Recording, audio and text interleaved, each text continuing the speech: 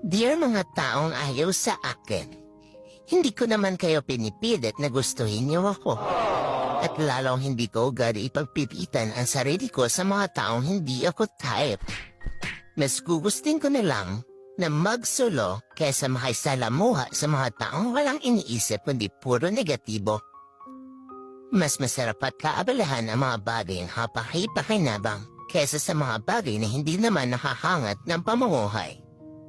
Hindi ka aasenso kapag iniintindi mo ang mga taong ayaw sa'yo. Mai-stress ka lang at papangit kagaya nila. Kaya hayaan mo na lang sila kung anong sinasabi nilang masama tungkol sa'yo. Bayaan mo sila mapraning kakaisip sa'yo habang ikaw busy sa buhay mong positibo. Kung normal kang tao, dapat aware ka sa nararamdaman ng iba. Pero dahil animal ka, kinarir mo na ang pagiging laitera, inggitera, chismosa, kala mo naman ubod ng ganda. Gago!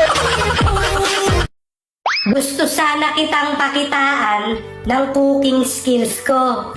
Kaso, baka sa akin ka masarapan. Gago! You don't have to be... Oh, sige.